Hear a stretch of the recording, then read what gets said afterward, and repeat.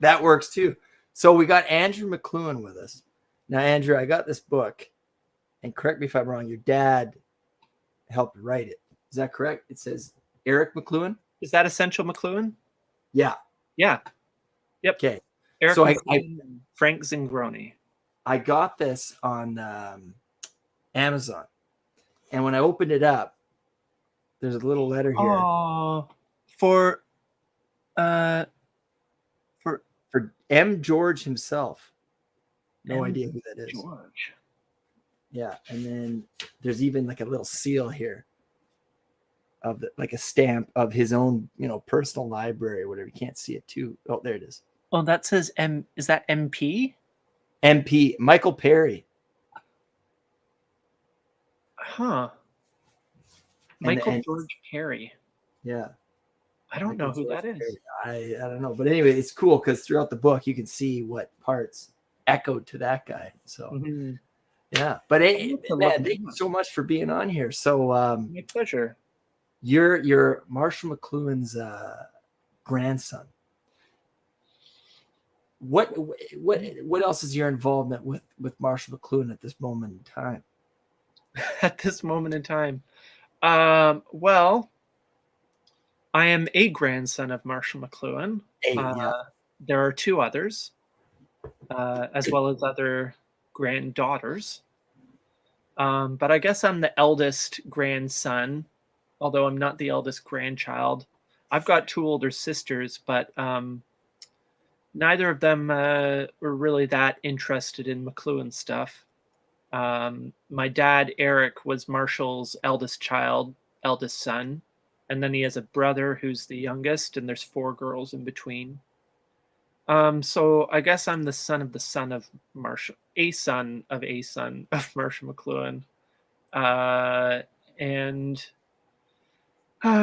Let's see. I run this thing called the McLuhan Institute that I started about 4 years ago. Shortly before my dad died, actually. He died less than a year after I decided to start something called the McLuhan Institute.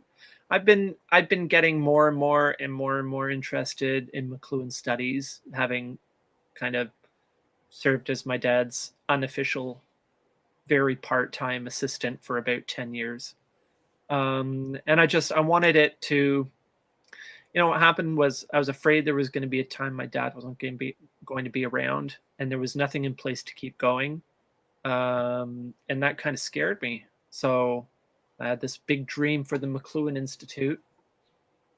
And I'm making it happen against all odds, I guess. It's very kind of thrown together, and I'm, no big institutional funding or anything. It's a labor of love. That said, there are a lot of interested people who want to help me succeed, and I have people on Patreon, for example, that help out, and it's amazing how the whole thing has come together.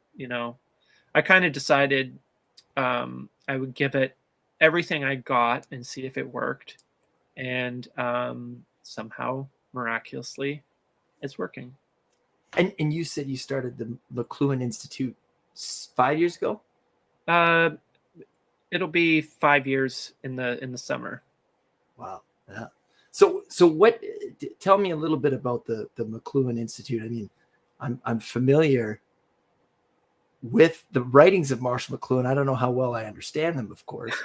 But yeah, tell us a little bit about the McLuhan Institute.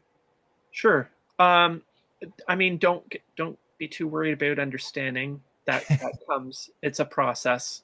Yeah. And I didn't go to university. As I say, I worked very informally with my dad. I don't have an academic background. I don't think you need to have an academic background. I like to think that if I can understand these things, then anybody can. And that's not to be overly modest. It's more to the other side that I think people are capable of more than they think. But they encounter things like the medium is the message, or other things that Marshall says, and it doesn't make sense right away. Um, well, some things take a little bit of work, and you've got to meet them halfway. And it's like a poem, you know, a poem whose meaning might not be apparent the first read through, and maybe you have to chew on it a bit, and go away from it for a while, even, and come back and try it again, and maybe you'll get a bit more from it. That's how it was with me, anyway. But the McLuhan Institute is there's sort of four pillars of the institute, and that is research, education, archive, and exploration. As I was saying, I don't know if you're recording, but I'm here in my dad Eric's old library, and it's full of his books and papers and bits and pieces. Most of Marshall McLuhan's things are at the National Archives in Ottawa, in Canada, or they're at the Fisher Rare Book Library, which is where Marshall's books are. And a large collection, if not the larger collection, of things that aren't in either place are here in this building. And so part of what I do is preserve those things.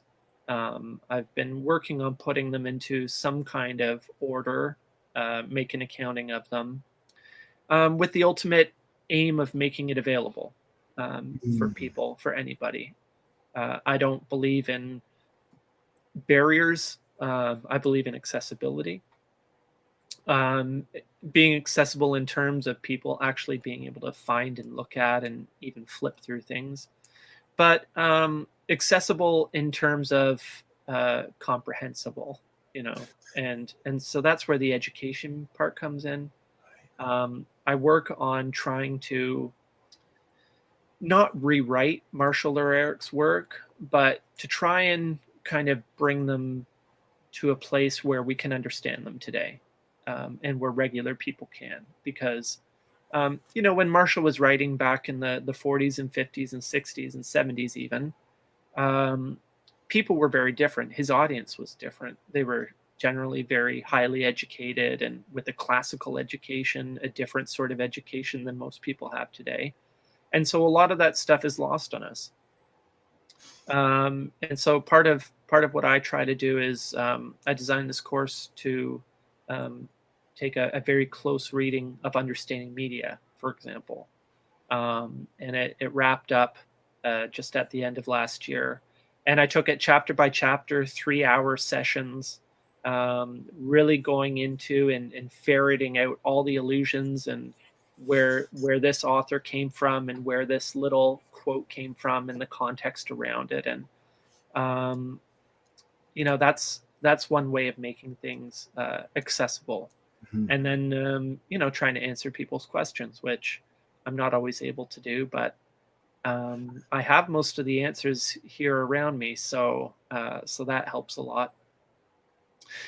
So basically, my objective with the McLuhan Institute is to be a home for McLuhan studies, because media studies is a very large field, of course, and a lot of people have various approaches to it. Marshall McLuhan and my father, Eric McLuhan, developed specific approaches, and it's a tradition I was kind of born into, and I kind of fell into almost reluctantly. I kind of would have rather done other things, but I got interested, and a little bit of interest is a dangerous thing, and a little bit of understanding is even more dangerous. And by the time you figure you're interested, it's kind of too late to turn back, which is fine, really, for me. But McLuhan studies is a very specific approach, and as I said, I looked around and I felt Dad wouldn't be around forever. He wasn't in the greatest health, Eric, I mean. And indeed, he did die some months later. And there was nobody, my dad had kind of been working away on his own since Marshall died in 1980, doing his own thing. And I felt it would be a real shame if that tradition was lost. So I've been I did everything I could to learn from him, Eric and Marshall through their books. And I'm trying to preserve it and pass it on to anybody interested. And luckily, thankfully, some people seem to be interested. Would you say the interest is increasing these days?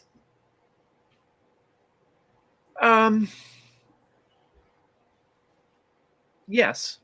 Yeah, I would. Sorry, I had to think about it for a second Oh, because, you know, I think generally speaking, there's an increase of interest in understanding media and understanding technology and its effects. I think that's been on the rise as technology and its effects has been on the rise. We're getting more and more enmeshed, ensnared, if you will, and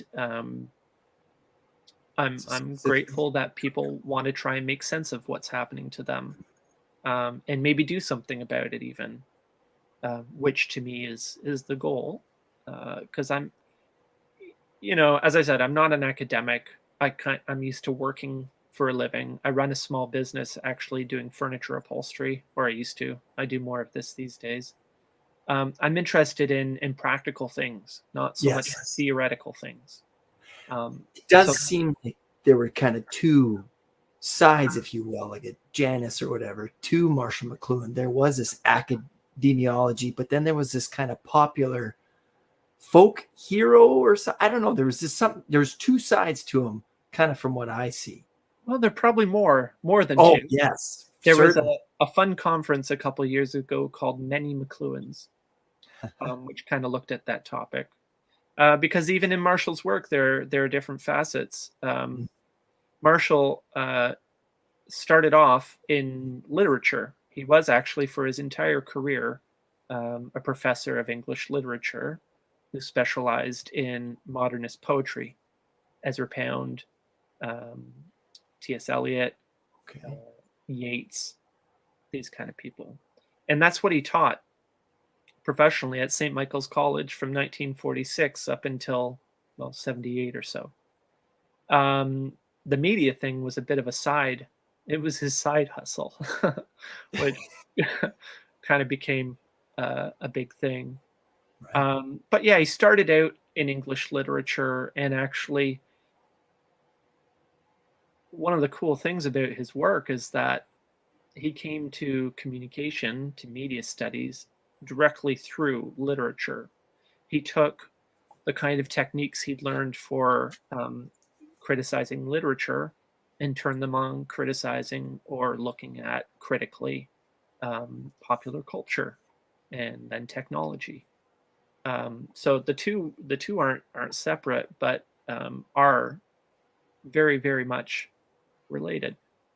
But of course, then there's also different facets of McLuhan that you'll see if you look at his work in print or look at interviews with him on television, on YouTube now, whatever. Because, of course, he understood the workings of technology, of different media like television or radio or, a speech or a classroom. And he presented himself differently according to, the parameters of those things. So, there really were many McLuhans. Almost like kind of like a chameleon, like he could fit in the environment that he needed, because he tells some great jokes, like the caterpillar joke. Oh, which one's that? It's the one of the two caterpillars, and they're like eating leaves, and a butterfly comes up, and they're like, "Whoa, that's so cool!" And the one guy says, "Yeah, you'll never catch being one of those, though." Yeah. I tell that joke all the time. It's one of my favorite dad jokes right now. People are like, "Oh, that's actually quite cute." He was a good one for dad jokes. But he used humor very seriously. Oscar Wilde said, if you want to make people think, you better make them laugh, or else they'll kill you. Words to that effect. Okay. Marshall also said, anyone who thinks there's a difference between education and entertainment doesn't know the first thing about either. And I used to be guilty of that as an educator. I used to say, oh, we're not in the entertainment business, but it was an aphorism that I borrowed, from another principal. And I'm like, yeah, it's true. We're not in entertainment. And then you think about it, and you're like, You very much all are. of this is entertainment. Yeah. How else are you going to get people to read books, right? There has to be a connection.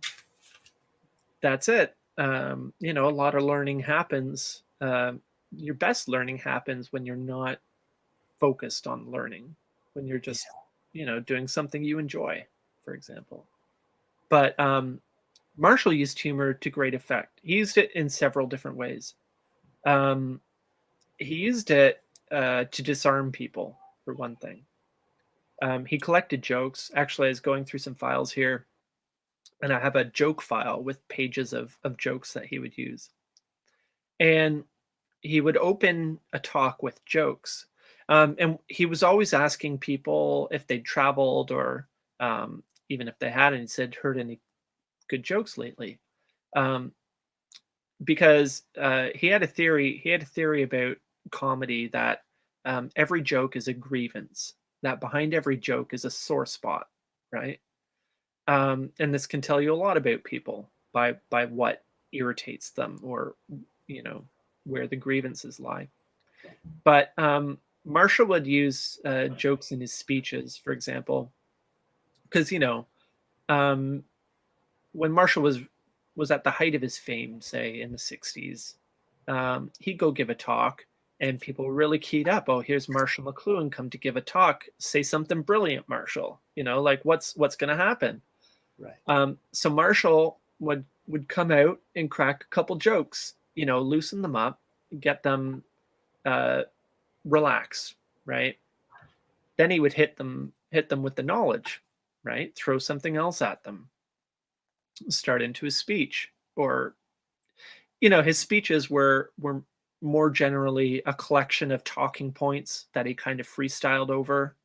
Then he didn't often write speeches as such.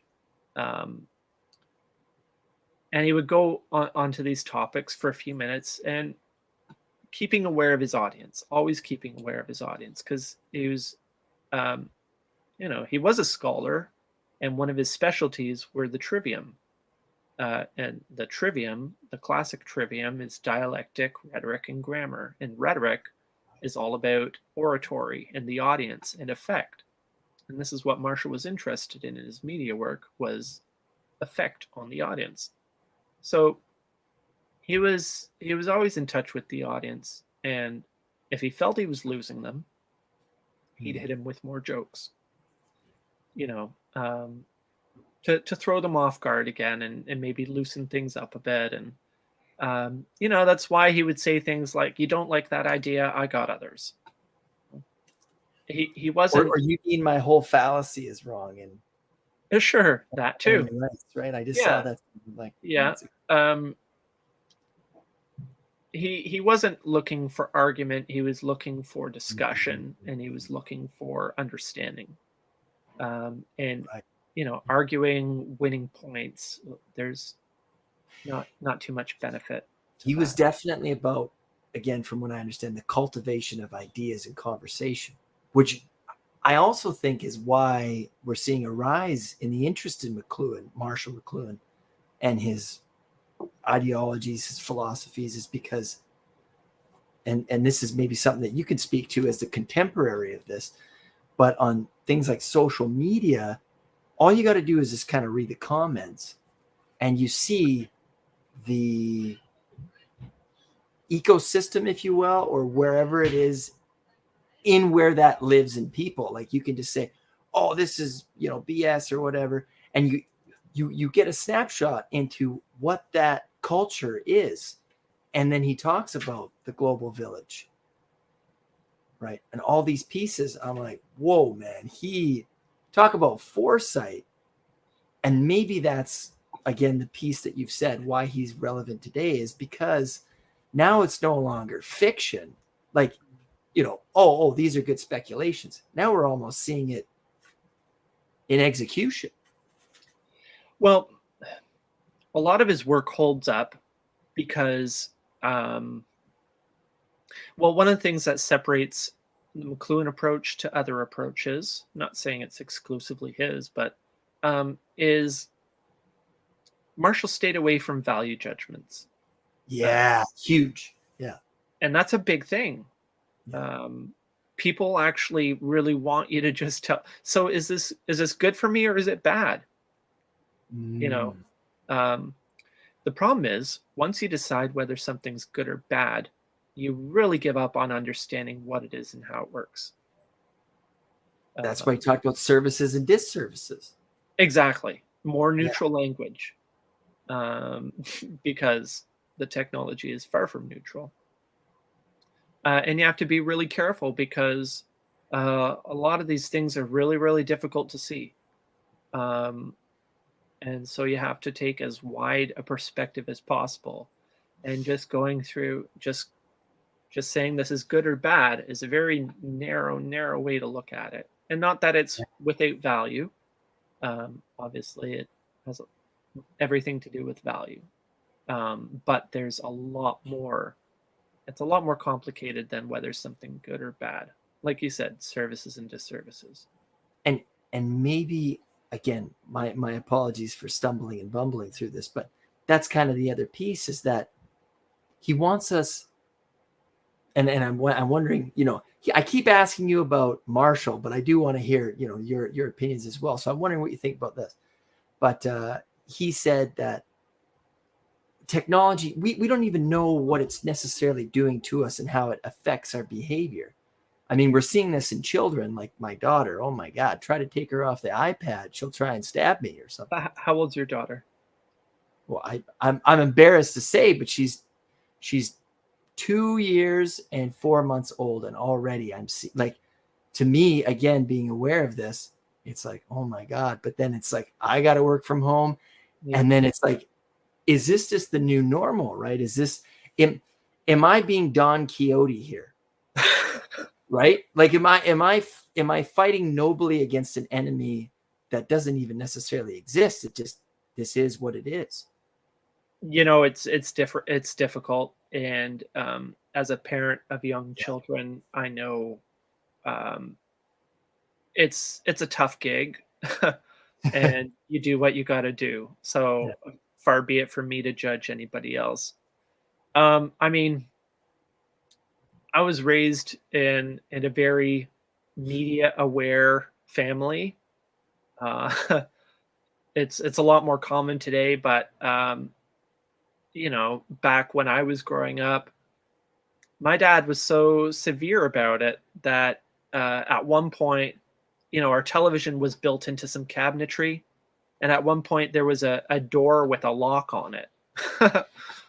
For real, to limit Like our a screen door time. into the cabinet with a lock. Yeah, on well, it was in a built-in under the stairs, and yeah, there was like a plywood door or whatever over top, and there was a lock on it. Yeah. It was And like there was a Harry deal. Potter lived underneath the stairs. Yeah, Your right. TV. The television. Yeah, it's kind of funny. The deal was if you wanted to watch TV, you had to read first. And I don't remember what the equation was, but it was like you have to read your book for an hour if you want to watch a half hour of television, sort of thing. Um, and this was because my father knew that the media, the technologies we consume, shape us. They shape the way our brains work, our neural pathways. They shape our sensory systems. Um, and again, this is not even putting a value on whether one is better than the other, or one is good and one is bad. Book good, TV bad. It's not about that. It's about who do you want to be, or who do you want your children to be. And I try to run an experiment with students sometimes. So I can type about 80 words a minute, right? Most people can type something like that, 70, 80, even more. I can write by hand, pen and paper, about half that. So I'll challenge my students, write every day, write a page, okay? It doesn't matter what you write about, even. Write a diary entry, write some stream of consciousness, write a poem, write about what you see out the window, anything. But write a page, spend, 15 plus minutes, half an hour, whatever. And this is something I recommend to people as well who have high anxiety, because it's a way, it forces you to slow down. And it changes the quality of your writing, of your expression. The kind of thing that you can, Truman Capote once said of Jack Kerouac, he said, "That's not writing, that's typing." Truman Capote said that about Kerouac. That's not writing. That's not writing, that's typing. You're not a writer, you're a typer. And you can tell in the quality of the work. And by quality, I don't mean, the value of it, by the nature of it. Yeah. And how the process is coming to be out of the book itself. Yeah. So the same applies to reading on a screen or reading on a page. You tend to move faster on a screen. You skip things. You can scroll faster. The printed word slows you down a bit more. It's easier. Even just between a screen, like if I'm reading, I've been trying to find Understanding Media underneath my little library. Give me a second. Okay. Here it is. So you're saying that if I read this, this way, and I read the same book, because you can get this online, I would be reading it faster online. Most likely. Wow. Because and if you want to slow it down further, read it out loud. That's Finnegan's Wake. That is Finnegan's Wake. Yeah, which, I kind of get Marshall McLuhan. I don't get anything of Finnegan's Wake, man. And I listen to the audio.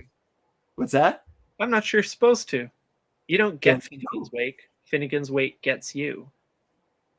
Explain what you mean by that. Well, it's just a cute way of saying something, but really, like T.S. Eliot said, that meaning in a poem is the juicy piece of meat used by the burglar to distract the watchdog of the mind. Okay. Right. I've heard. And Marshall used that in Understanding Media. He said that content is the juicy piece of meat used to distract the burglar, used by the burglar to distract the watchdog of the mind. And I mean, what the hell? What does that even mean? Juicy piece of meat used to distract the watchdog of the mind. What does that mean? Of the mind. For what? What's happening? What is the burglar doing? What is the burglar doing? What the burglar is doing is, while you're busy paying attention to the content, deciding whether it's good or bad, analyzing it even, what does it mean? What is the meaning of this poem? While you're doing that, the form is working on your sensibility. And that's what Finnegan's Wake does.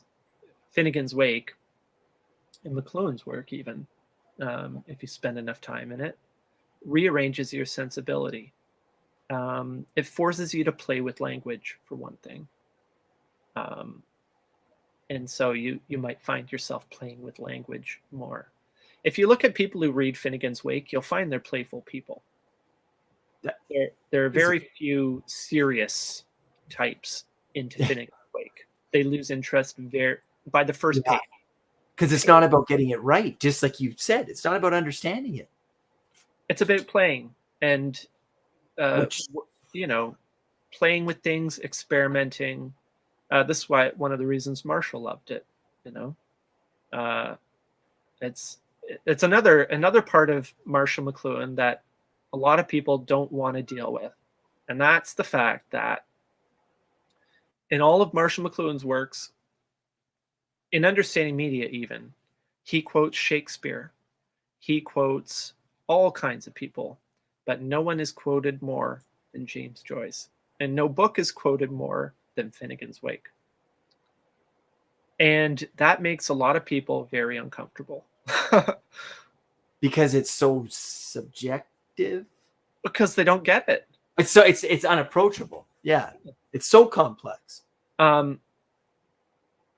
Marshall said, well, he said, my work is a footnote to Harold Innis, but he also said that all my work is applied choice.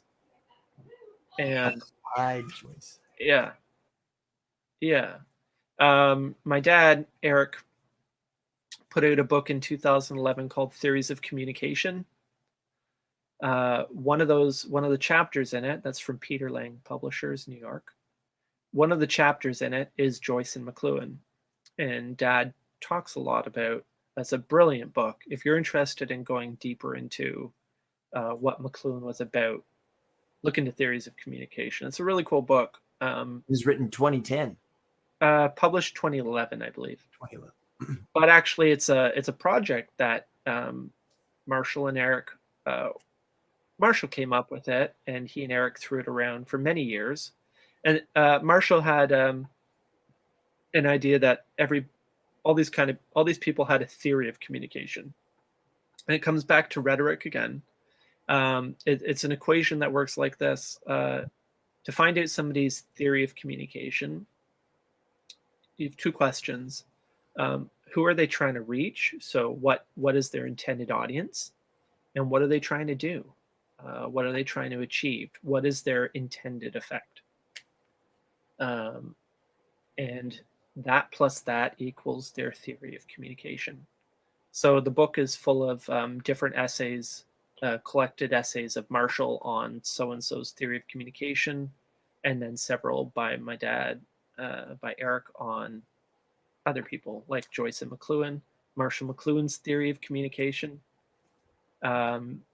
which Dad had fun with because Marshall said, I don't have any theories.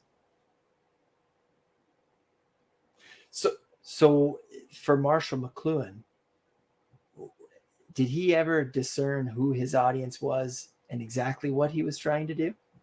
Because James Joyce was a man of the people, as they say. He was trying to make it accessible to everybody. How do you do with that? I don't know. Yeah. I actually read. Joyce called himself the greatest engineer of the 20th century. They called James Joyce? Joyce called himself the greatest engineer of the 20th century. What do you think that means? Marshall agreed with him.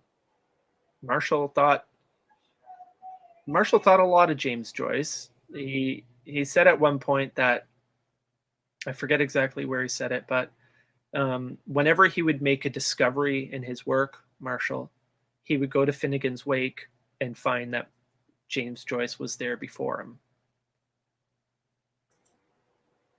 Yeah. Huh. And Marshall wasn't playing with you with that. He was being very serious, which is odd and a little uncomfortable. Because I haven't read Finnegan's Wake cover to cover. I dip in and out of it. One of the fun things about the Understanding Media class was, it made me look more into Finnegan's Wake, because every time there was a quote in the book in Understanding Media, I would pull the book off the shelf here and look it up and discuss it in class.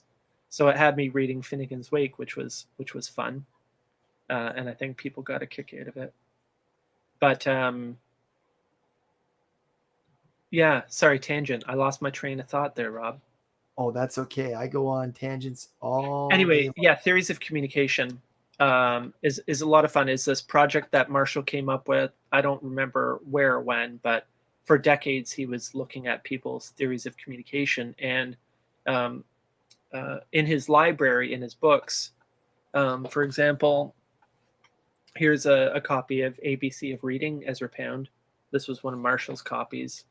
I spent a year and a half or so documenting and inventorying Marshall's books, so I became very familiar with his process. Here you see, oops, there's the camera. There's a signature up at the top, H.M. McLuhan. And this book is filled, here's the back page, filled with notes. He was that guy for sure. Yeah, well, this is how he's like, these are tools for Marshall. and he used them the way a craftsman does. They bear the marks of the user, and he made annotations and references and indexes in the back so that he could find things easily. But he had a sort of a shorthand. M/M for the medium is the message. TOC for theory of communication. And here, it's all backwards. There it is. There's TOC. Oh, right. So Marshall's mark data Marshall's collecting samples here on page 88 says, "You don't sleep on a hammer or a lawnmower. You don't drive nails with a mattress. Why should people go on applying the same critical standard to writings as different in purpose and effect as a lawnmower and a sofa cushion?" So Marshall has underlined purpose and effect, and he's put TOC in the margin, theory of communication. So he would go through books, and anytime he saw a little hint of the author's audience or intended effect, he'd maybe make a little note about TOC. So Dad gathered a bunch of these essays together and put them together in this book, which, as I recall, it's kind of expensive, but and it's not maybe for the casual person who just wants to read stuff like the Playboy interview and the medium is the massage, which is great. Don't get me wrong. If you want to go a little deeper, Theories of Communication is a great book. Another one that I checked out was Laws of Media. Yeah. And it's like, well, I was listening to a book by a linguist, and there it is right there. What year did that one come out? That was like 83 or something? 88? Okay. Yeah. And Marshall passed in 80. Yeah. New Year's Eve. How old were you when, if you don't mind my asking, when your grandfather passed? I was born in 78. Okay, so this is, yeah. I was 2.5 years old or so. Do you have any memories of your grandfather? Not a lot. Here's a picture. That is a rad picture. Yeah. That's my dad holding me with Marshall. It was his birthday, his last birthday, July 21st, 1980. And that's my Uncle Michael on the side. That's awesome. So yeah, I mean, what does a 2-year-old remember? In my case, not very much, but Marshall had a big stroke in 79, and he couldn't really talk much. He could make noises, and he would babble and stuff. Apparently he would say like, "Oh boy, oh boy, oh boy." Even sometimes he would sing a song lyric or a fragment of poetry from time to time, but he wasn't able to have a conversation or even say very much. But I was starting to learn how to say things, and apparently he and I would have nonsense conversations, but I don't remember any of that. I just like to think he was imparting his wisdom to me, but who knows? Well, that's a question that Jerry and I were like, oh, we got to ask him this question. So, Jerry, yeah. Oh yeah, but he's the guy who's brought me into this. He's the Morpheus of the Matrix for me. Not comparing myself to Neo, because that is not me. Well, you don't get too much deeper into Finnegan's Wake than Jerry. Oh yeah, man, that guy. And it's like, what, Jerry? I have no idea how you made that assumption. And then he's like, oh yeah, guy's a genius. He's Finnegan's Woke. That one. He's Finnegan's. Well, he did the Brother Side of the Wake, man, and that was really cool because it was talking about. Well, my take from it was, rediscovering, getting back in touch with our humanness in the you and the me. Right. I don't know if you can hear my family playing in the background. You can hear my daughter yelling. That's great. Screaming. Oh, it's joy. It's pure joy until she comes in here and starts pulling on my my sweater or something. Yeah, that's why they have to come. It's -10 up. I don't know where you are, but it's -10. Vancouver. I'm in the LA of Canada. Okay, cool. Yeah, no, it's -10 here, and we've got a foot plus of snow. So I don't expect any interruptions. You're locked in. they'd have to bundle up and come out here to disturb me. You're in the you're in Ontario, right? I am. Yeah. And you're the shed that you've turned into the office. Your father built it, was that right, Eric? No, it was built by somebody around 100 years ago. 130 years ago, maybe. No. Yeah, my dad converted it to be a library. Okay. Yeah. I see the where's the library itself, or has it just been repurposed? No. Well, I mean, you're kind of looking into the corner, and Gotcha. I can give you a quick look if you want. If you don't mind, that'd be kind of No. cool to see it. See the camera on my laptop stopped working, so I'm using this here. So I'm in the corner, and there's the front door, and there's I've got packing materials, but there's a desk over there. That's Corinne McLuhan's desk, piled high with stuff that will eventually be a desk for people who want to come visit with one of Dad's airplanes flying over top. And then you got shelf there, shelf there, shelf. Oh, I'm running out of. Oh, here, let me get some cord here. Okay, so you can't really see, but there's the McLuhan shelves in here, and rhetoric and words and poetry. Oh gosh, have I had enough coffee today? I got a little music station over there. And then It looked like there was a poem tier left. Maybe it's your right. That one right there. What? That's The Owl and the Pussycat, Edward Lear. Man, I'm shaking like crazy. Sorry. Edward Lear, Owl and the Pussycat went to sea in a beautiful pea green boat. It's a good one. So yeah, Dad's desk is back there. It's kind of dark. I don't have the lights on everywhere. Yeah, lots of books, and upstairs there's more things. Now we'll see if I can get this set up just about the way it was. Perfect. Oh yeah. I got it tilted up. There we go. Yeah, there's somewhere around 6,000 books. Plus, I've got filing cabinets and papers and whatever else strewn about. There's a delicate balance in organizing things.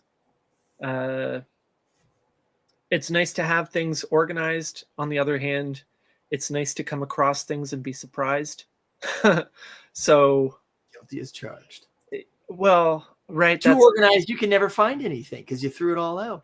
Well, that's in defense of the right amount of disorder to allow for serendipity. The balance again, kind of what to bring this back to McLuhan, your grandfather. He really did talk about how can we stay balanced. Now, I forgot to ask you the one question, but I'll come back to it. So, what do you see for right now? Thinking about your extensions again, what do you see in the next 10 years that we really have to not battle, but manage? Do we have to worry about staying balanced in society? I mean, what are your observations there based on technology and media? I mean, what even is balance?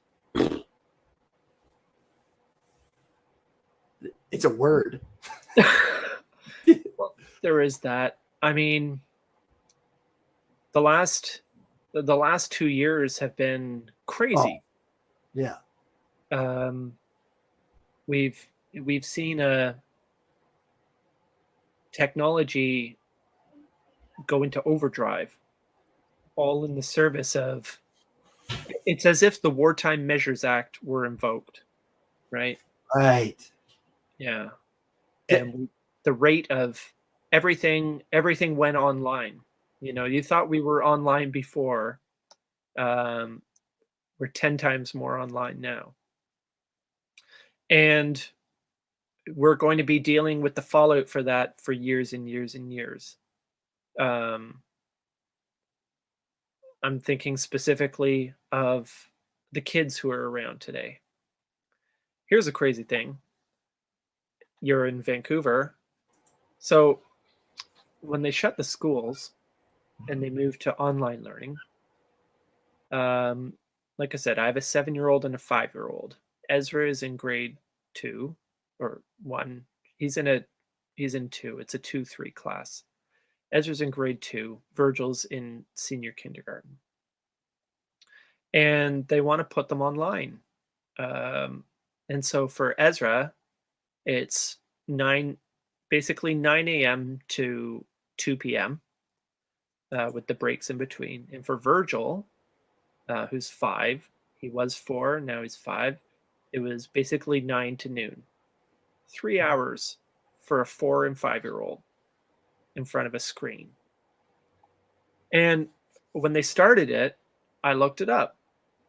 And the federal government recommends maximum 1 hour a day for a kid under 12. And yet here our provincial government is telling us 3 to 6 hours, 3 to 5 hours a day for their benefit. And there's a little disconnect. That's every province, you know. Yeah. Education is provincial in Canada, yes, but that was that was seen federally. Right. And so what is the effect of putting children as young as 3 and 4 years old in front of screens for 3 to 5, 6 hours a day, 5 days a week for 2 years? Turn them into troglodytes. Well, we don't know. Yeah. Yeah. We don't know, but my hunch is we're finding out, and we're going to be look at the development of these kids for the next decade, and that's our answer. But nobody thought to ask before we went to it, hey, is this a good idea? Is there another way we could maybe do this that might be easier on the kids' senses? You know, for example, you know, there's a little button here for brightness, and I can turn it down so low that the screen turns off, right? And I can hear you just fine. Do I need to be staring at the screen the whole time for these lessons? Does my kid need to? Okay. And now, so now, okay, for the next 45 minutes, we're going to have reading time. So here, sign into Epic, which is online reading, and you can read this book on the screen.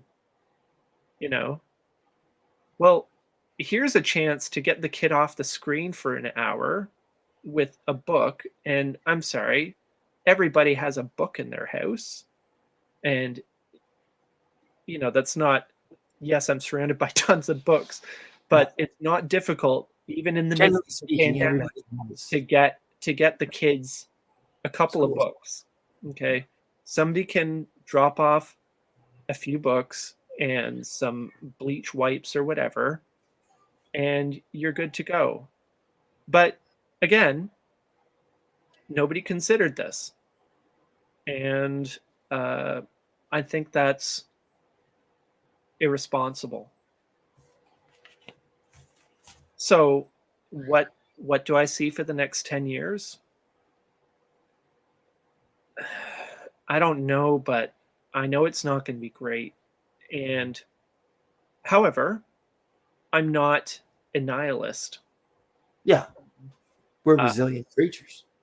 Not only are we resilient, but we have this thing called agency, you know? Like Marshall said, I don't choose to just sit down and let the juggernaut roll over me. So, what can you do? Read your kid a book. You know? Give a kid a book to read. A comic book. Something. Turn on the radio. Have them listen to something. Have them look out the window and talk about what they can see. Play a game with your kid. Play checkers. Play chess. Get their mind working. You using something other than an electronic interface. Help them build different neural pathways, learn to solve problems other ways, introduce them to a dictionary. You know, there's different ways of acquiring knowledge. And I think a big one too is, and we can figure out different ways to do things. And I think a big one that I see is being cognizant of our own technological uses. Yeah. Again, what Marshall's saying is, take a step back and try to observe your own behaviors. I work as a counselor, and it's rich coming from me telling parents, like, oh, you got to get off your devices. And I got the thing in my right hand as I'm saying it. Yeah, my wife likes to point that out too.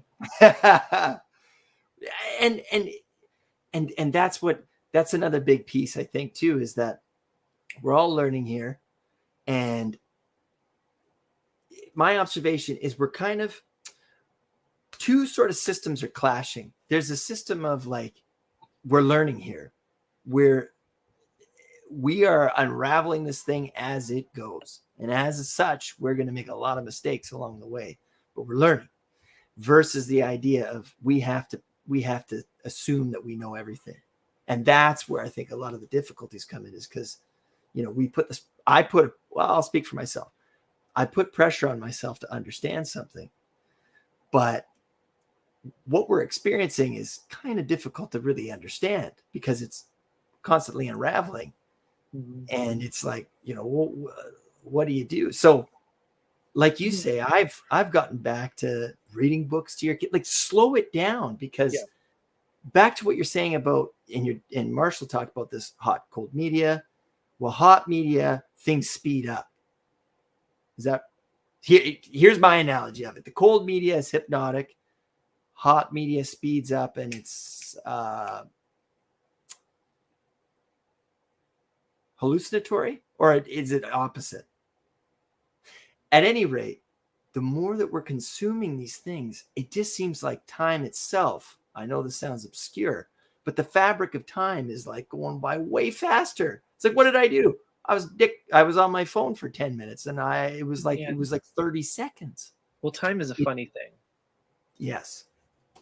Actually, it's kids. I love kids. Kids are brilliant until we convince them otherwise.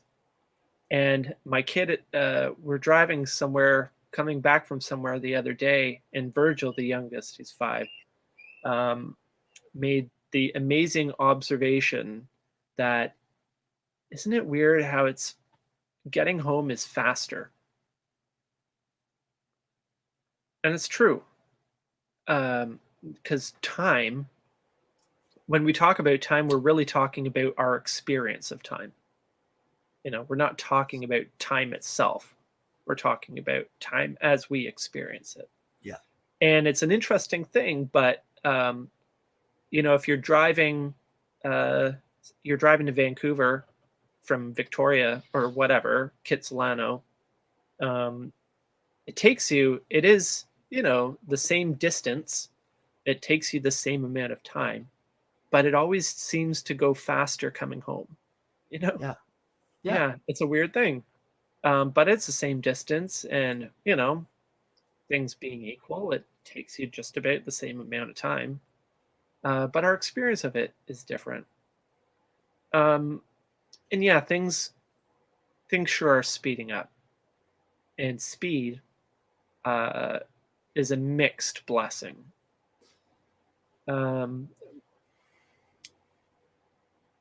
Speed it has, as you say, services and disservices. It allows us to do things that we wouldn't be able to do otherwise. It allows us to see patterns, for one thing. Marshall liked to trot out Edgar Allan Poe's Descent into the Maelstrom. Are you familiar with the story? Not so much, but the idea of create the effect and then, start with the effect, move back from there. Is that correct? Oh, okay. Well, but I'm not familiar with yeah, the no, story. that's another element of Poe about the detective novel, where you begin with effect and you work back to causes, Yeah. and that's what Marshall did in a lot of his work. But in the short story, The Descent into the Maelstrom, there's this fisherman and his brother, and where they live, there's this giant vortex, the Maelstrom, in the ocean, and everybody knows it's there and it's going to kill you, so you Mm. stay away from it. But they're out fishing one day and they get onto a real great school of fish or whatever, and they venture too close to the vortex and they get sucked into it. And the narrator, he's telling the story later on, says his brother loses his mind and jumps overboard, and he's lost. But the other guy, the narrator, says this maelstrom, this thing is huge, right? Yeah. And he's going around and around and around and around. It's taking forever. Is just going around and down and down and down. And after the initial terror wears off, um, being of a bit of a analytic disposition, he starts to look around him and see what's happening. And he notices that certain objects are actually carried up and out instead of going down.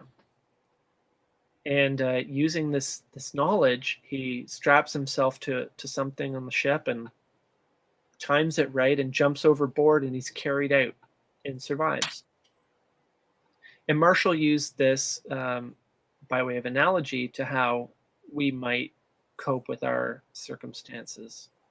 That we might study the action of our various media maelstroms and come up with some escape strategies, because we are creative and ingenious people.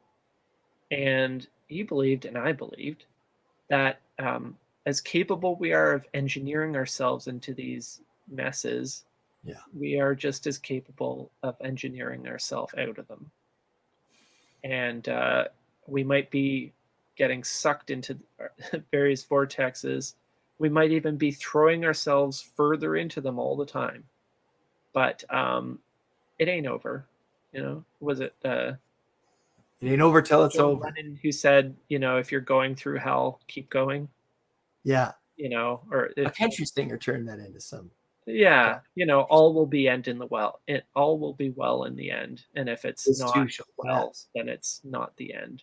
So it's it ain't over till it's over. And this is the thing about speed is and about where we are today. Disadvantages and advantages. Another analogy Marshall liked to use was somebody else who said, if you raise the temperature of the bath water by a degree an hour, you wouldn't know when to scream. Hmm. And that's how they Like a boil toad frogs breeding. or whatever. You put the Yeah, frog yeah. in the pot and you slowly increase the temperature. If you step your foot into a hot bath, it's like ouch. But you can easily go into higher and higher temperatures by just slowly raising the bath water. Well, the kind of situation we're in is we're putting our foot into scalding water now, and we know something's wrong, but we don't seem to understand what it is. And that's a function, that's the blessing of speed, is we know that something's wrong. Earlier, when several centuries ago, before electricity, the rate of change, of technological change, was much slower, and it was much harder, much more difficult to notice, because you adjusted to it over time. Well, now you don't have time to adjust, just to react. It's And constant. yeah, and so you feel the effect a lot faster before you can get used to the bath water. So that's our advantage. It's never been easier to see and understand the effects of technologies. it's up to us to take advantage of that.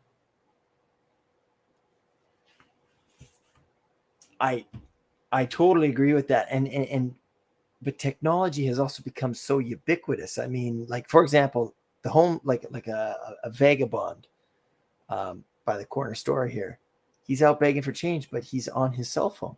And it's not a judgment; it's an observation. It's like this is an expensive piece of technology. But I mean, just look at the numbers of people who and I have to poke fun at cell phones because I mean, I do think that medium. There's a messenger there, a harbinger, I think, more than anything. But the number of people, like from 2008, I think is when the 2007, 2008 is when the first Apple iPhone came out, right? Now, and like to have one was coveted, right? It was like the horse and the car, right? So it was like everybody had a horse, but not a whole lot of people had a car when they first came out. Now, everybody's got a car and only rich people have horses, right? So it's like that with the cell phones. It's like, who doesn't have a cell phone? And those people who don't have cell phones, what's their shtick? Yeah. You know, Uh-huh. like my uncle, no social media. And I'm like, man, like that. And he's like, it's cool. Like people never know where I am. It's great. I'm incognito all the time. I'm like, and again, to sort of draw back to the horse analogy, I mean, and I apologize if I said this earlier, but I was trying to say it if I didn't, is that the faster that things are, the electron, like, do you think that we work harder now mentally, say, not maybe not physically, but mentally, do you think we work harder now than we did 100 years ago in terms of our, like 100 years ago, for me to go to the mall, it would take me like 3 days. You know, I'd have to like load all my stuff, go to town, and I'd have to be aware while I'm going there. I can't go into a catatonic state. Going back to what you're saying about driving home, maybe we're in a bit of a catatonic state. Now I can go to the mall, I can do laundry, I can do everything at the same time. Now it's just more that I have to do. So it's like we think it's making it easier, but is it making it easier or are we working harder? Yeah. It turns out that labor saving devices don't really save any labor, but make you do more work. Yeah. Yeah. People are calling me at 4. Like I used to leave work at 2:45. Like, hey, I'll see you later. See you tomorrow. People are calling me at 4. It's like it's becoming inescapable. And like, you know, this work from home business, where are the boundaries in that? You know? And that's why back to this Maelstrom piece, it's like there's ventriloquial, I don't know words, ventriloquial motion, right? You know, one of Newton's laws, that momentum is going to start to carry things. Well, you know how you really mess that up is stillness, right? And fasting. We've talked a lot about, you know, yes, we fast from food and that can heal a lot of diseases. What about fasting from technology? We talk about physical health, mental health, spiritual health. What about digital health? I mean, these, you know, and I think even Marshall talked about how the cottage industry is coming to right here and now. Like we can work anywhere in the world. But then when does work stop and other things begin? That's a good question. When you carry a supercomputer in your pocket, uh, you know, what's what escape is there? Uh, you know, people have a very, very narrow definition of technology.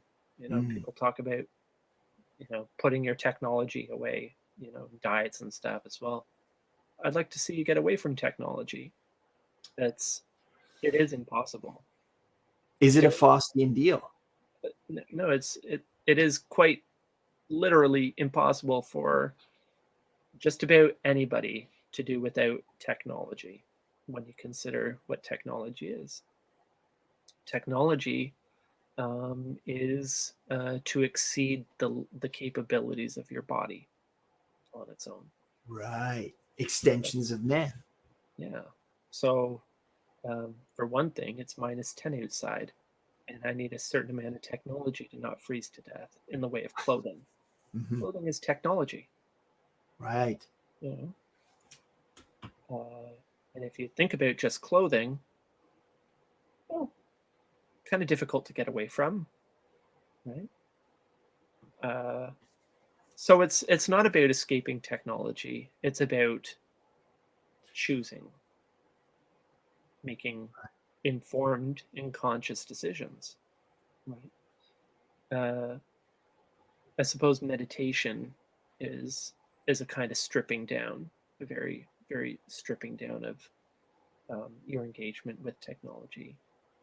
Um, Marshall wasn't a huge fan personally of modern technology. He was a book guy. He was Right. happiest, and he spent hours every day reading books. And I'm pretty jealous of that because I love books and I wish I could spend hours a day reading books, but it's hard to find the time, isn't it? I spend a lot of my time uh, on computers and phones and whatever else, managing social media and writing stuff, and it's kind of ridiculous. But this is the world we live in. Right. Have you read Yuval Noah Harari? He wrote *Sapiens*. No. He talked about the agricultural revolution Mm-hmm. and how it wouldn't matter. And I might be, I'm paraphrasing here, so my apologies, but it wouldn't matter necessarily after the first generation. It wouldn't really matter when agriculture came to be, when that revolution happened. Now you have to do this. You can't just stop, right? It's this idea of the Faustian deal. You make a deal with the devil. Well, now you've made a deal with the devil. You got to live with the consequences of that. And saying how before that, this might be a value judgment, but hunter-gatherer societies were generally speaking much healthier than agricultural ones. They tended to live longer. He just kind of compares the two. And where I'm going with this is I wonder with technology if it's the same thing. Like you say, can we, not to sound like a Luddite, but is there an alternative to what we have? Well, I think just as you say it, it comes down to managing these things. Who's in control of the vehicle? Tesla, these cars drive themselves. Are you crazy? Right? That's a vehicle. I always look both ways when I cross a crosswalk, right? And if the day comes when there's not somebody driving that car, I might stop walking across the crosswalk. But anyways, it's this idea of like, do we know where we're going with this? Or are we just kind of, again, are we going back? Do we think we're going back home when we're lost? That's the And thing. we're in a catatonic state. And you're like, holy smokes, how did I end up in Wally? I'm supposed to be in Surrey.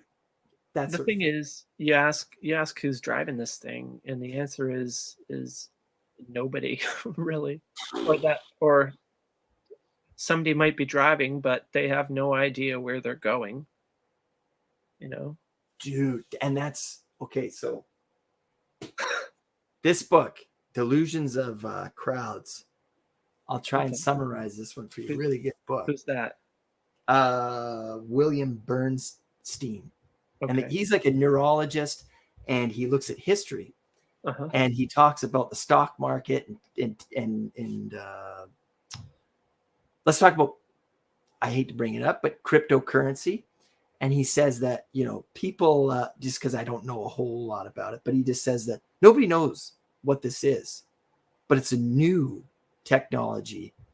And we might not even know until 100 years from today what it was that we had brought. But now it's here. And he talks about Enron. That's the same with any technology. Right. Here it is.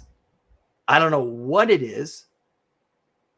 Like Zoom, the guy who invented Zoom, the first day he brings it, it's like, this is great. People can use it for corporate meetings. And then the first day it's introduced, people are using it for malfeasant things. Right? And it's like, so is technology Frankenstein's monster? Ah, Sure, some is. I mean, Frankenstein's monster was a technology. Dr. Frankenstein was an innovator. right. Electrician, too, for that matter. Did Marshall ever write about Mary Shelley, Frankenstein? Not that I can think of, but I'm sure it came up Yeah. from time to time. Now, back to sort of, you shared, and again, I apologize, you did kind of answer this question, but do you think it was in your genes to carry on this legacy? Or was there a moment that kind of that you're like, whoa, I'm into this? Or do you think, like this is kind of almost in your genes? Or is it otherwise? Well, I suppose I must have some kind of predisposition to things. Um, it's family's been interested in this kind of thing for generations Yeah. now. And that's got to have some kind of thing. I was raised in this kind of stew, this environment, this miasma of media and stuff. Puns and wordplay and bad jokes and tech talk and all of it, the whole thing. Of course, it had a great deal of formative influence on me. I didn't, as I said, I didn't go to university. I wasn't particularly interested in school growing You up. had me fooled. Well, yeah, I'm not trying to fool anybody. No. I'm pretty upfront about, my background and where I do and don't come from, because I don't want to give people the wrong impression. Yes. I don't want people to think that I know more than I do.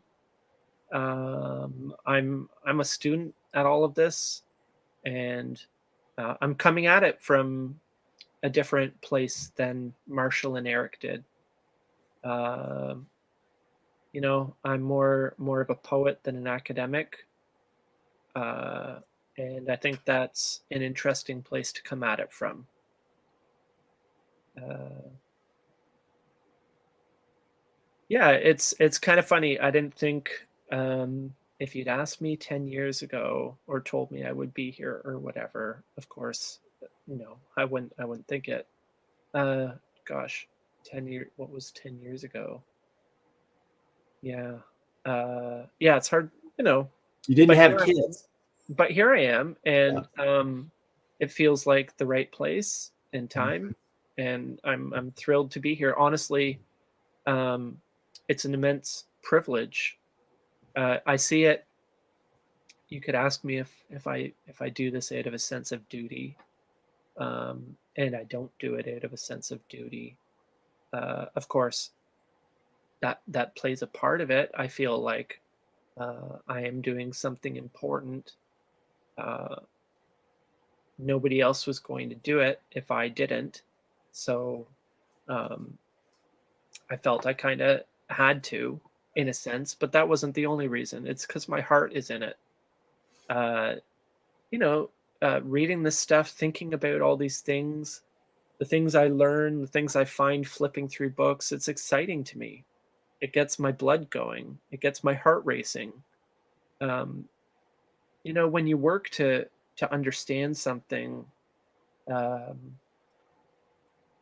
when you then work to make notes and to try and teach it to somebody else, and Mhm. when you change their mind, and I don't mean by persuading them of Yeah. anything, I mean when you facilitate their understanding, help them get to new places cognitively.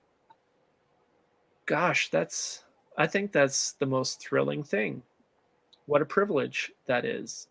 uh, and I've come to really enjoy that. So I feel very fortunate that I'm almost making a living at it at this point. It's That's kind of great. That's awesome. What now you said that you were a poet. Marshall studied poetry, but you have a different take on it. How are you able to sort of describe what different take that is? I mean, because again, to me, a lot of this is almost like a Rorschach test. It's like, what do you see, right? Well, Marshall studied poetry, and I write poetry. Marshall also wrote poetry of a different sort of kind.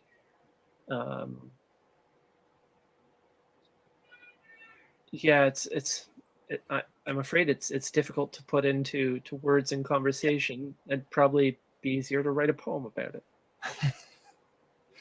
And that is your medium. What is it that got you into poetry? Oh God, I don't know. It's it probably just growing up around words and playing with language. Do you have a favorite poem? Do I have a favorite poem? I recently got Amanda Gorman's collection of poetry that came out, and I got a copy of her book, The Hill We Climb. Yeah. That's a beautiful piece. She's very talented. What a wordsmith. Dude, that was stirring when I saw that live. Right? Yeah. Unbelievable. At what, 22 years old? Yeah. Speaking in front of her nation, in front of the world, speaking for her generation, her people. Incredible. Yeah. And man, she knocked it out of the park. Well done. But I enjoy all kinds of poetry.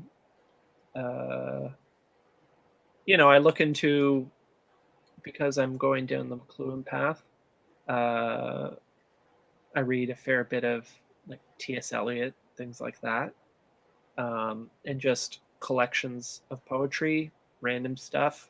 It's all fun. I enjoy it. But again, I never really studied poetry. I've always written. I've always been more of a practitioner than a analyst myself. That's my favorite version of poetry. Yeah. Just to experience it. Like I took an English lit class. See, I went to school and so much of it was like, wow, what just happened? I have no idea. But I took English literature and it was like, all right, is anybody even enjoying this book? Or are we just dissecting this thing like an autopsy? Like, what are we doing here? Mm-hmm. And I couldn't stand. I took a creative writing class. That was a mistake. Anytime that it's like, I'm kidding, of course, but no, I feel you. Yeah. There's the quality. Like, it's just, I don't know. There's the intrinsic value and there's the extrinsic value. And my hope as an educator and as a parent is that, children they grow up to do the meaningful things that they want to do, right? Like Shakespeare, Shakespeare's awesome, man. People are like, I don't like Shakespeare. I'm like, what? You like plays, right? You like television? Yeah. Well, then where do you think it kind of, at least the Western canon, where do you think that sort of comes from? Anyways, this idea don't dislike Shakespeare. They just don't enjoy reading it because it's recycled in so much of what they already consume, the stories. Well, and just Shakespearean language is difficult to get into for people today. Yeah. And understandably so. For me, the answer is not to rewrite things and modernize them. The answer is to meet it on its own terms if you want to get into it. And that's the thing about McLuhan too, is if you want to get into it, you have to meet it on its own terms. And that's why I think that dumbing down or modernizing is the wrong approach. I think elevating and helping people get to it is well, it's the approach I prefer anyway, and it's possible. Again, this course I just finished, UMI Understanding Media Intensive. We went through Understanding Media, 33 chapters, one a week with a few breaks over like 18 months, 3-hour classes. And the people in the class, there were 30 to 40 people. The people in the class is a really a wide group of people, students from, Canada and the US, from Latin America, from Brazil, from the UK, from Indonesia, from Australia, from all over the world, really. All kinds of backgrounds, a futurist, somebody who was on the design team for the iPhone 1, a retired Whoa. professor of communication. All kinds of people were in there. And we had a great time. And not all these people were people who'd ever studied media or, taken a university course even. It was a really broad range, and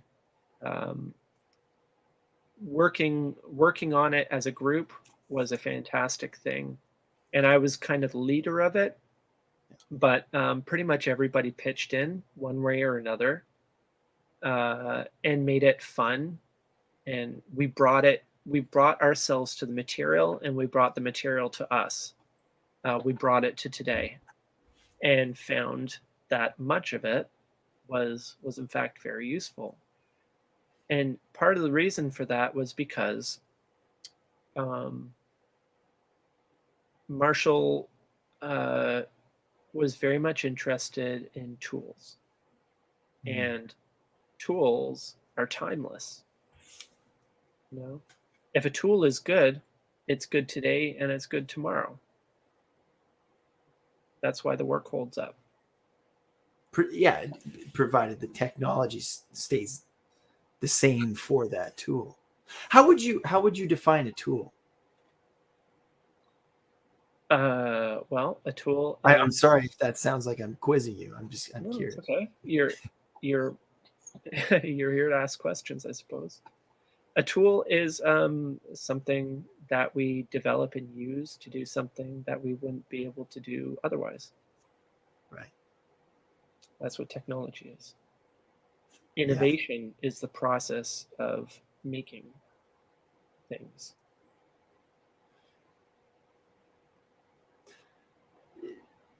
Tools and traditions, I think of. I don't know how much of familial traditions that you have, but in ours, it really matters which side the fork and the knife is on the dinner plate. And as we move forward, I wonder, how will our traditions change as we change? What do you think?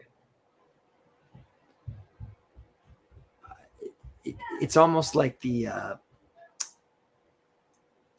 books speak well for me. So have you heard of Things Fall Apart? You ever heard this book? I have. It's a pretty good book. It's Nigeria. Again, kind of, it's like, I'm trying to sort of timeline it out, but it's almost before the missionaries come. And it's this guy who I haven't heard of it. Pardon me? Sorry. Things Fall Apart, the center cannot hold is yes. a fragment of another poem that well, they quote that at the beginning by W.B. Yeats. Yeah, or Yeats. But it talks about, like, they have all these traditions, and then suddenly somebody says your traditions are fake, or words to that effect. Your gods are fake, and so it's like, what do we do when the way that we've done things no longer works? Like, is that where we're going? How will things like family and social interactions, how will these things change? And what do we do? As always, we have choices to make. Yes. change or don't. And there are things to be said for both. You know, here I am deep in a tradition, which I've kind of made it my mission to carry forward. However, things are different today. What the tradition means today. So I'm not interested in simply creating a museum or building it's not just preservation. No, I think that's important. I think traditions are important. A tradition is simply a memory of a way we do something. And the tradition is much more useful and meaningful when it begins, and it loses its utility over time. Its meaning changes. You know, we establish traditions in response to situations. So you know, we begin this tradition of putting the fork here and the knife and the spoon here, and then this fork on this side and this other utensils this certain way, in reaction to the circumstances of the time. The utility. The formal dinner, the very formal dinner. When was the last time you were at a very formal dinner? Are you asking me? Yeah, I'm asking you. Christmas, and I'm not a very formal person. Okay, well, Christmas, that's something good for you. But I mean, before that, Thanksgiving, of course, but really, other than that, never. I mean, the point I'm trying to make is that you know, we don't dine formally every day. Right. Yes. And so it's kind of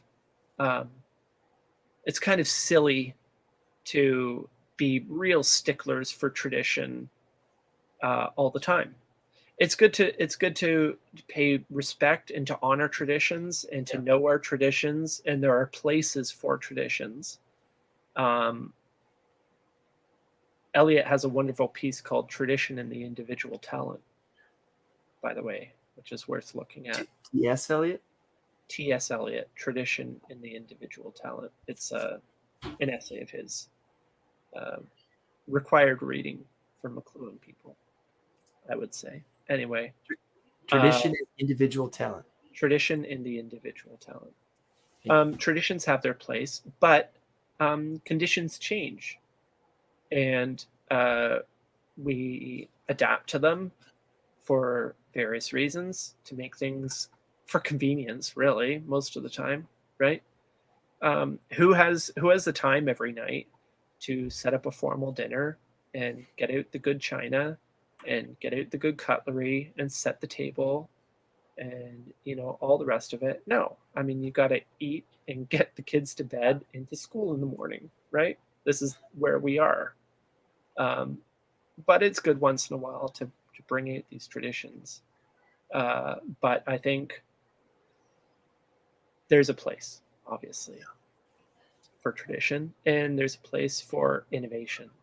And as much as what I'm doing here is carrying on a tradition, I'm carrying on the bits and pieces which I think are most useful today, while preserving the other traditions for their time and place.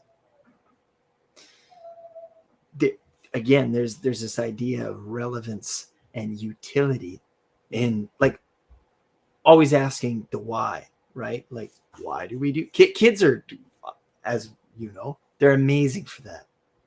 All kids would be wonderful lawyers. Why? That's the question that, I don't know, as we get older, do we try to avoid that question? I wonder. I know that I sometimes do, right? Like, why am I doing this? Well, because I got to get a paycheck. You know what I mean? Like, when you really start going down the turtles all the way down, why foxhole, you think, oh my God. maybe I don't have the right answer. Well, why don't we ask why more often? Because maybe it's scary what we'll find out. Well, and Those I don't know can be. about you, but I got stuff to do, man. Oh, yes. Yeah, you I can't can't. just pontificate. Yeah, Well, this is the thing. Is yeah. I've got to get somewhere. I've got to do something. I can't stop and ask why I'm doing every single thing I'm doing. And but that's where work has come in for you, because Marshall McLuhan, again, my apologies, I obviously never really knew the guy, but my understanding is he was an academic, whereas yourself, you've done a lot of hands-on work, upholstery and stuff. And have you ever heard of the book Shop Class for the Soul? Yes. Yeah, the premise is that go and do something with your hands, don't just think, right? And there's liberation in that. And I think that, isn't that funny? I think that we think a little bit too much sometimes, and we're a little bit over analytical. Again, I'm speaking for myself, for everyone, but guilty as charged. And for you, it's like, I don't want to just think, I want to do some work. And then when you sort of give yourself that break, that's when those ideas come in. Like, it's like, stop thinking about this problem, go for a walk. That was part of the great arrangement here with my dad. So I'm in this 2-story barn, which was Dad's library, and next door there's a 3-story barn. When you think of a big red barn, that's what's next door here. It's a big red barn, and it's literally attached by a little breezeway. And in the basement of the big red barn is where my workshop is, where I do furniture, and then I've got a music area and an art space and everything. And it was great because I ran my business here since 2011, and I'd be next door working on a chair or whatever. And I'd take a break and come over and talk to Dad and ask him questions about some stuff. What's he working on? And explain this to me. And we'd talk for a bit until, I'd sort of filled up. And then I can go back next door and work, and I'm working on a chair and keeping my hands busy and part of my mind busy while the other things are churning over. Yes. And it was a good arrangement that way. You know, yeah, I think we need to give our minds a rest. At least I do. Some people are fine just toiling in their heads all day long. I'm not one of those people. For myself, I think that it can be an escape in and of itself. If that makes sense. Like, oh, I'm just gonna, think about these abstract ideas and not do what I need to do, right? Mm-hmm. I'm looking at the time. It's been an hour and 30 minutes. That was quicker than I thought, as is usual. So last two questions, if that's all right, to sort of wrap it up. But you talked about poetry. What work of fiction and of nonfiction would you say has shaped you the most? Wow. That kind of just comes to mind. Your intuition. I mean, nonfiction has to be understanding media. Mm-hmm. Fiction. I'm a big reader of fiction. Yeah. I love detective fiction. I've always got a book on my bedside table, and before I go to bed, I read a page, 2 pages, if that's all, just to get my mind off other things and onto different things. An author I greatly admire who died a few weeks ago, Andrew Vachss, Vachss. He wrote a series based on a character, Burke. Vachss is a really New York-based, really interesting guy, a child protection advocate, a lawyer, and novelist. He did God's work, I will say, for decades. defending children. He was a lawyer who only took on kids as his clients, trying to protect them and do right by them. Really amazing guy. Hard around, not soft around the edges. A hard dude. But his Burke novels are amazing, are incredible. I don't know if I can say those. That would be the fiction book that shaped me most. Okay, maybe I have an answer to that, actually. It's hard to pick out one because there's so many novels, but there's a book that fascinated me from a kid, and I read it several times, by Jules Verne, called The Mysterious Island. The Mysterious Island. Yeah, I don't think it's very well known. It's a big, thick book. He wrote 20,000 Leagues Under the Sea, which is what he's more well known for. But he also wrote The Mysterious Island, and it's set my imagination on fire. A really cool story. I haven't read it in decades, so I don't know if it holds up. I have it waiting for my kids to get old enough to be interested in it. I've tried it on them once, and I read a few pages and it didn't do it for them, so I put it aside. But I'm really looking forward to if and when they're interested in it, reading that to them. We've talked a lot about children, technology, Marshall McLuhan. One of my heroes is Fred Rogers. Dude, speaking of God's word, I mean, the guy was a Presbyterian minister, but he understood it. He realized, okay, this thing's not going away. I want it. I want to do right by it for children. And his story is remarkable. Like, man, the guy is bulletproof in my heart. And he is a hero of media for children. Do you have any other than, Marshall McLuhan? Do you have any other heroes or people that you're like, okay, this is how you do it? Because in today's day and age, not to judge, but it's like, oh my God, these are the people that children are looking up to. That's a huge judgment. I admit it. But anyways, I'll say it. So who would you say is your hero for media? Hero for media? Yeah. Gosh. That's difficult. Because I would say Marshall. But I feel like that would be a cop-out and you want a different answer. Yeah, but I mean, that is a really good answer because he was advocating for our awareness of what technology does. He was advocating for understanding. Mm-hmm. And that, obviously, I'm predisposed to admiring. A figure I'm coming to admire a lot.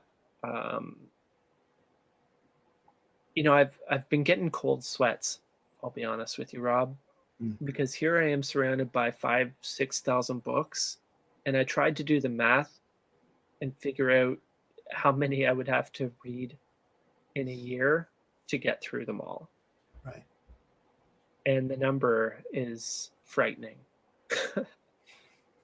If I wanted to read all these books before I died, right, I would need to be reading one of these books every 2 or 3 days in its entirety. That's pretty obscure. I mean, I have them, so it's not a matter of getting to them. Right. Obscurity isn't the thing. It's time. But in terms of entering these books, it might be a little bit, like this book, like Shakespeare. Yeah. Yeah, it requires some attention. It's not passive. Yeah. Well, no, not at all. Which is a good thing. So, case in point, I've got these books here, and then in the house there's a really fine bookcase with some nice old books, like the old stuff. Yeah. The old leather-bound stuff, early printings. And there's a 4-volume set of the complete works of Francis Bacon. And they're giant tomes, right? Like, yeah, the books they're tomes. This big, and they're like that, 4 volumes of them. They're on vellum. I'm just kidding. They're not on vellum, they're Yeah. on paper, but they're leather bound, and it was printed in 1730. Whoa. Volume 1. And it's big, and it's not exactly Old English, but it's that style where the F is this S. Looks like an S. Everybody had a lisp. Yeah. Yeah. So it's hard, but I want to read. I want to read this stuff. So I've set myself. I want to read that 4 volumes of Bacon this year. So I've been reading a little bit every night, and I'm getting the sense. So it's a 4-volume complete works of Bacon, and it begins. Oh, you started it already? Yeah, I started it. Okay, gotcha. And it begins with a biography by somebody written in the early 1700s. And I gotta say, this Bacon guy is really interesting. Yeah. Honestly, His prose. Or I'm not even talking about his prose. I'm talking about the person. Yeah. Okay. Yeah, I haven't even gotten into the prose yet. Well, and Francis Bacon was really big for Marshall. Yes. Yeah. Yeah. Speaking of laws of media, the subtitle of Laws of Media? No. The New Science. And Francis Bacon discovered. Well, Francis Bacon wrote a book called The Novum Organon, which translates into New Science. And Vico, Giambattista Vico, 100 years after Bacon, wrote a book called Scienza Nuova, or The New Science. And these are not coincidences. It's a continuation. Yeah, Laws of Media is part 3. Oh. Yeah. Wow. So I figured it was about time I read the Bacon. Yeah, the prequel. Mm-hmm. Episode 1. Yeah. Well, Andrew, thank you so much for your time. I have to ask you something, Rob. Sure, please. So at the bottom of my screen here, there's a series of things. Yeah. I like how in the top corner here it says probably wrong, which is, I mean, I'd like to think possibly, but okay, I'll give you probably. And then at the bottom there's a phone number. Yeah. Do people call this number? Why is the number there? Very rarely. It's just if they want to. I'm not really on my phone a whole lot, so I check my messages. Oh, and okay. I don't get a whole lot of numbers, but. Oh, I thought it was maybe a hotline. But if people have used it to call in when I've done live shows before. You're saying it's a cool line.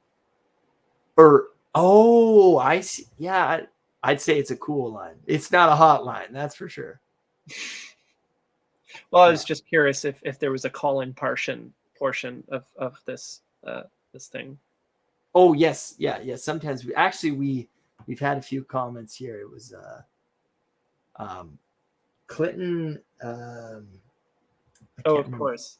Oh, you're streaming this live. Yeah. Oh, right. Oh, hi there. It's yeah.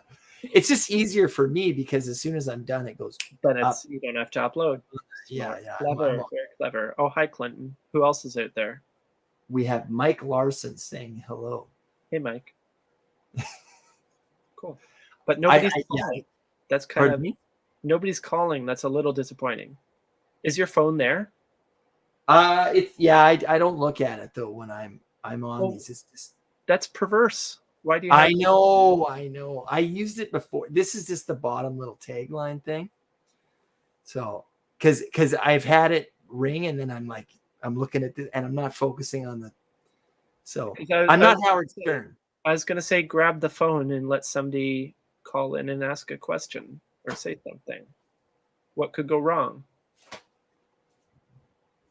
Let me find my phone first. I mean, Rob, don't let me tell you. This is your show. Yes. I'm not trying to tell you. I guess I am trying to tell you your business. Well, media is our business. Culture is our business. Right. Well, we no calls from there. So well, there you go. Yeah, at least none yet. But we do get emails sometimes because I have my email. I tried an experiment. I know you want to end this, but I tried an experiment in the understanding media class. I forget how it came up, but as kind of a media thing, everybody, you screen your calls. Nobody just picks up the phone. It's like if you see a number come up, you don't know who it is, you're more inclined to let it go to voicemail. Even if you do know who it is, you're inclined to like, who's calling me? Why is somebody calling me? Yeah. So I gave the assignment. What a disservice. Yeah, I gave the assignment to students. If all the assignments in the class. I'm getting a call right now. Actually, should I Are you? It? I'll pick. Of course, this was the assignment. If the phone rings, you pick it up. Hello. Oh, it's Clinton. Of course, it's Clinton. I knew who was going to call. Can you hear him? A little bit. Try it again, Clinton. Just wanted to say love you both. That was a fantastic interview. I've been laughing my butt off the whole time. Great show, guys. Clinton, you're next. I'm interviewing you next, so you better look out. All right. Cool. Hey, Clinton. Okay. Well, hey, thank you, Clinton. You're calling from Ontario as well, right? He's in Ottawa. Yeah. Ottawa. Yes. Yeah. Anyway, this was the assignment for the people, should they choose to accept it. Okay, catch you later, Clinton. Oh, put a cork in it, Clinton. I appreciate you calling. Thanks, Clinton. That's fun. I saw the number there and I'm like, has anybody called? I see a phone number. I'm going to call it myself. Yeah. But this was the assignment. People, if they want to take part, if your phone rings, answer it, whether you know who it is or not. Don't even look. Just pick it up. Because why not? A lot of discovery is just disruption. Whoa. That might sound more profound than it is. I don't know. Maybe it is more profound than I suspect it's not. Does anybody really seek out, like, so much discovery is just kind of like, yeah, well, that's a funny thing. It's like, oh, that's funny. It's alchemy. That's weird.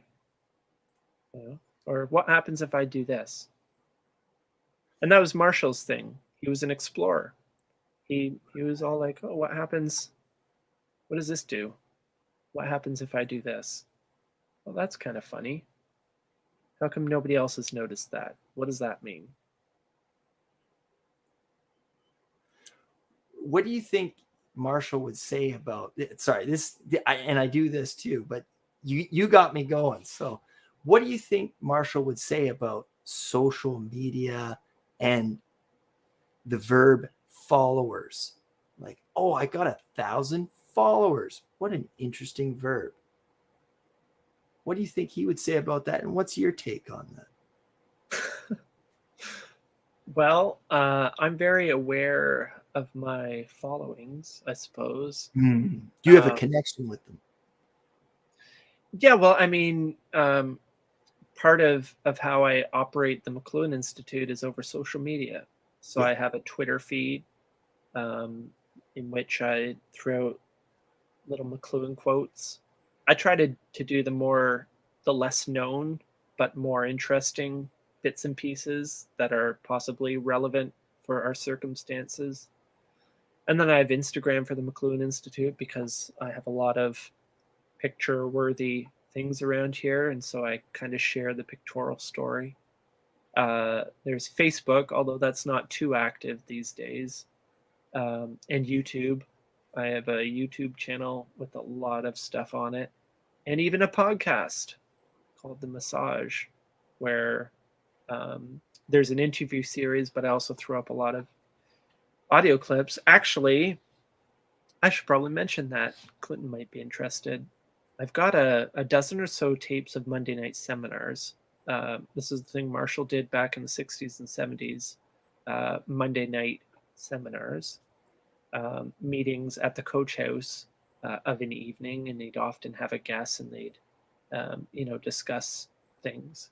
anyway, I have a bunch of them on reel to reel that I got digitized, and I'm going to start putting them up according to the dates on them. So the first one is dated January 22nd, which is coming up in a couple days, 1973. So 49 years ago. So I'm going to put it up. I've got it uploaded, and I'm going to hit the play button. I guess so. 22nd, and today's the 18th. What's that? Friday or Saturday? On the 22nd. You're putting it up the 22nd? Yeah. That's Saturday. Saturday. Cool. So Saturday night, I'm going to this Saturday night on the McLuhan Institute's YouTube page. I'll put it up maybe around 8 p.m. and we can all listen to it for the first time in 49 years. That's cool. Next best thing to being there. And then where did you find this recording? Here in the office. But you had kind of dug it up, like it was buried? Not buried, just yeah. It was in a box. But it hadn't been found in 49 years. Yeah. So actually, as it turns out, I got a friend of mine to digitize it 10 years ago, and I forgot about it. I didn't have a YouTube channel back then or anything, but I knew it was, magnetic tape, 1/4-inch tape isn't the most long-lived medium for storage. So, and actually, I had another box of reel-to-reels that I gave to the same friend, and he's coming by tomorrow to give me them. He's digitized them all. So I'm going to be rolling out never-before-heard McLuhan content over the next year like a crazy person, starting this Saturday, January 22nd. Let's say 8 p.m. Eastern. Why not? That's when it'll go up. And maybe we'll do a live thing after and we can have a chat about it. I don't know. Figure something out. Perfect. You can use my phone number. It's a cold line. Can I? I'm going to write it down here. 604-367-9568. I'm going to call you at random times. And if you don't pick up, I'm not leaving a message. Okay. Challenge accepted. No, who is it that he interviews on this one on the 22nd? Do you know? I don't know.